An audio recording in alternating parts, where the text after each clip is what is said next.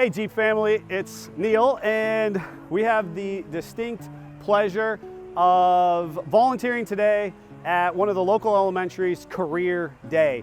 I think this is so valuable because if you ever listen to the other podcasts, the American Hustle that we produce, I have a particular passion for telling people about the opportunities for advancement in all aspects of life. And so here is our opportunity to give back to the local community, share with some youth about the opportunities within the auto industry. And that is from how vehicles work, and if you're just, you want to be a local mechanic and have a one-bay garage, we applaud you and support you. Or if you are an engineer at the mothership level, the big body, right? And you're dealing with the engineering levels. We want to talk to kids about that because these are all really awesome parts of the automotive industry, and that's what we're doing today. We are showing off some of our cool vehicles. We have some of our team down here. Fortunately, our team is steadily working away, and you'll see some of that in our Tech Tuesday update videos. We're displaying some of our tools of the trade. We're teaching kids about parts of the Jeep, and we're also addressing kinetic and potential energy through different types of recovery. So a lot of good stuff going on, and I hope that you guys enjoy this video.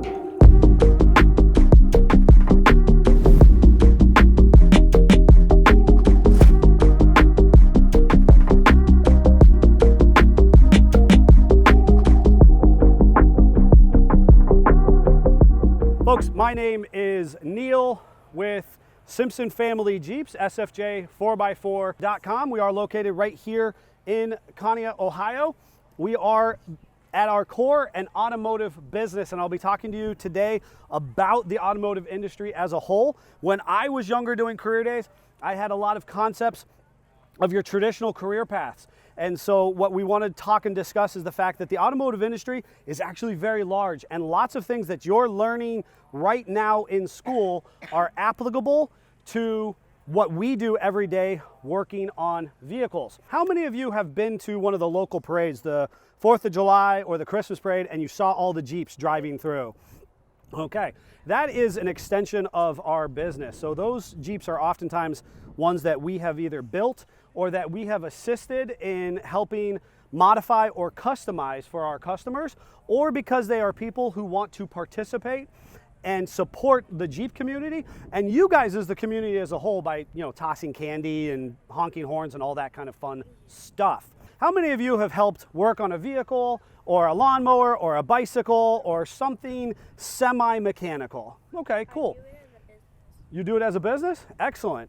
So the idea is that is an important part of what we do, but the reality is there's actually lots and lots and lots of aspects of the automotive industry as a whole that you can get involved in. One of the things that you guys might think is really cool is that I am mic'd up currently, and the gentleman to your left is filming through the process.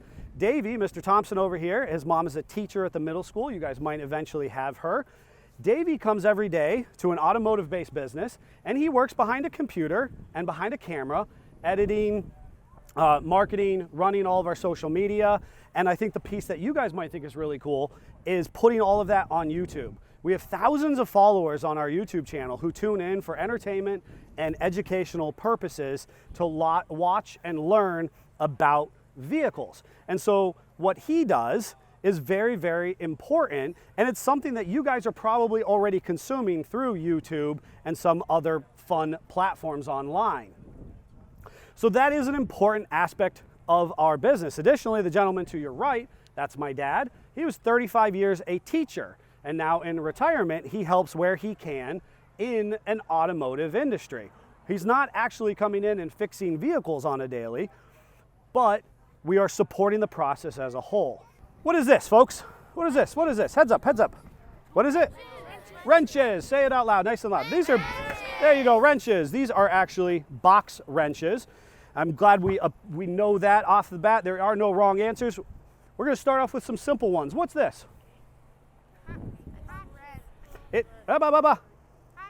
Ratchet with an R. Good try though. Excellent. Ratchet. This is a ratchet. It could also be called a ratcheting wrench or a socket wrench or a socket ratchet.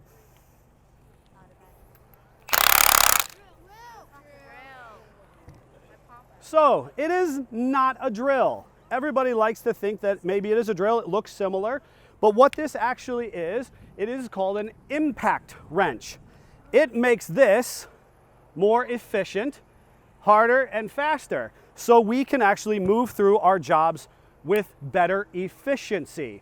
Somebody out there has to design that noise that you heard is created by a hammer or an anvil inside this tool.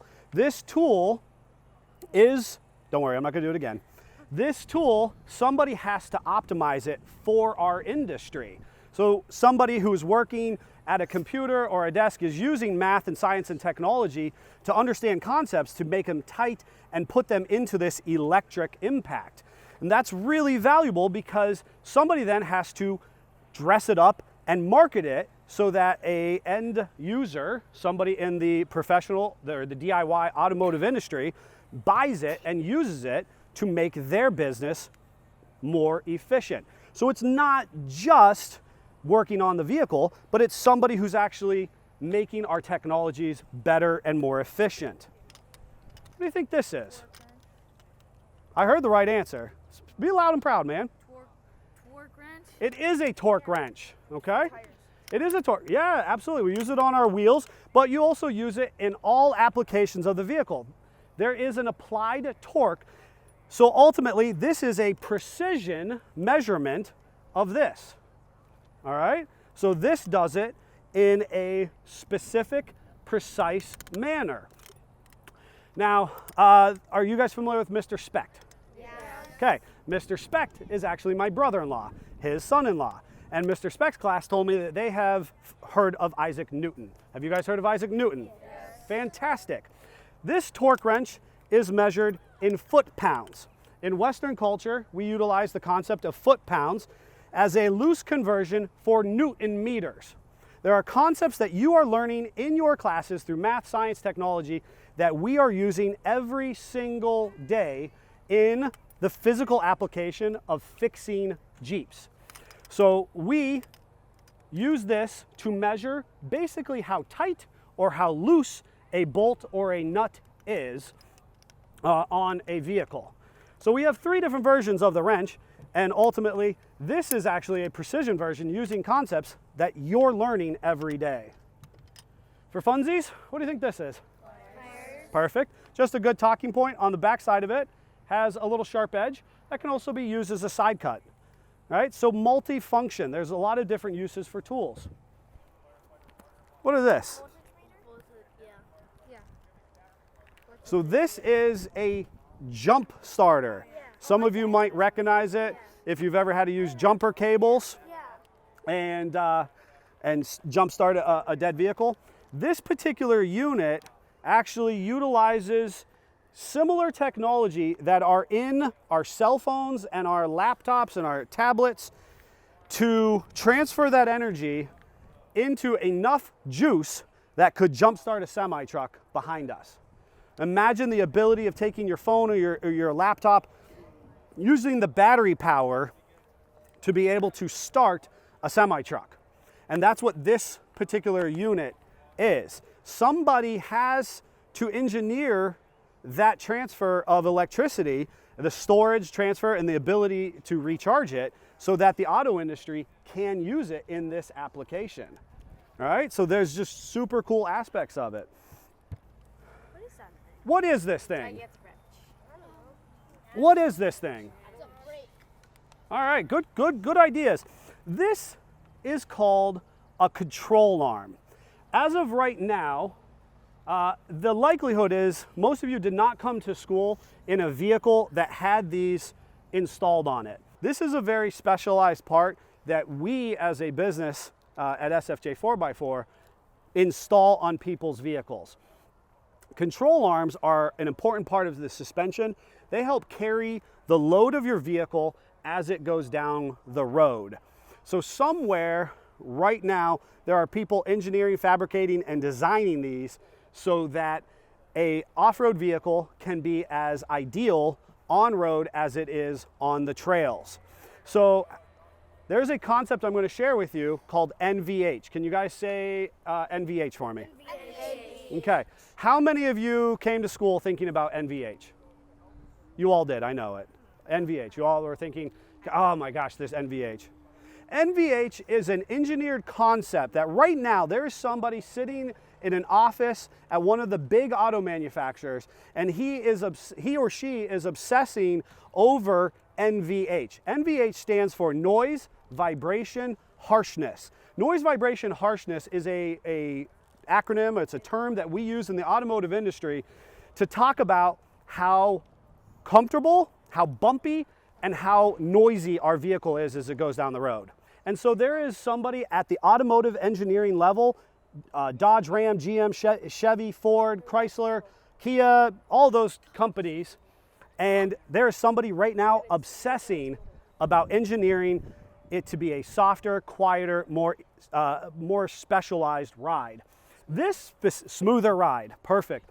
This particular product you're not going to find on a manufactured vehicle. It's likely not on something you rode into school on. This type of product is something special to what our business does. So we understand those concepts of NVH, we understand those concepts of geometry, so that the vehicle rides nicely down the road and over the trails.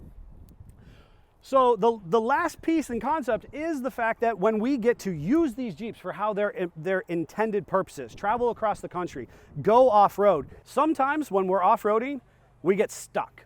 How many of you have gotten stuck before? Off in a field, in a ditch, in the snow? Yeah, sometimes you get stuck. And so an important part, right, there is a winch, but if you have something called a recovery rope. Now there are a couple different types of recovery ropes, and what's really interesting is that they have to do with energy transfer. So have you heard of kinetic and potential energies? Have you been taught that or heard those concepts? Yeah. Simply, kinetic is energy in motion, and potential energy is energy that's yet to happen. Sometimes we get stuck, and so therefore, part of our industry, we have to use a recovery rope. And you guys are going to be playing with one of those recovery ropes. You're going to be using what's called a kinetic rope.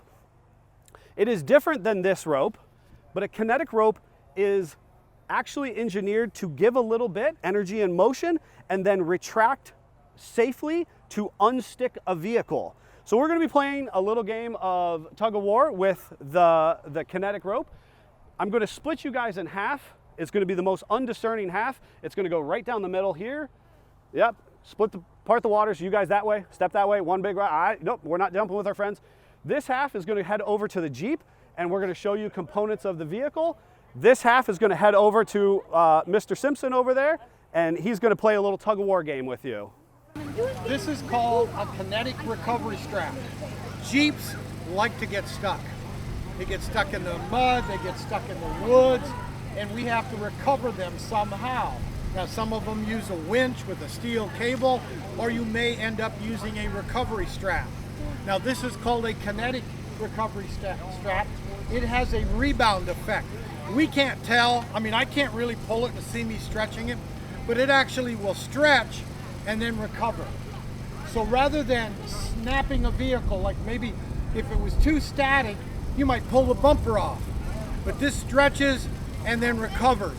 So it inches the vehicle out. That red strap that my son showed you is a static recovery strap. And it is real stiff. And if you jerk it, you could take the vehicle apart. So you won't be able to feel this recovery strap, but we want to see if you can stretch it at all. All right? Now, don't get crazy. Keep your balance. Keep your balance. Hold on to it. Don't wrap your arm around it. Just hold on to it with your hands. Okay, on three. Ready? 1, 2, 3. They're gaining. Oh, look, it's really steady. Wow. Good job. Not quite. Oh, not quite over losing me. Oh, they're down. Oh. Good job. Good job. I want you to find the green tape, please. Green tape are your drive shafts. Drive shafts to transfer the energy that the engine created, transferred through the transmission, the transfer case. The drive shafts on a four-wheel drive vehicle go to the axles. Find the yellow tape. Yep, and it also is over your left. Yep, 2 axles on a 4x4. That takes the energy created by the engine, transferred through the transmission, the transfer case, and the drive shafts, and sends it out to the tires and wheels, which moves you down the road. Find the red tape. Red tape it looks more red when it's tighter. The red tape are on those control arms. That's the same thing as that orange thing that I showed you before. And it actually carries the vehicle down the road, and it's part of that NVH, noise, vibration, harshness. All right, head out.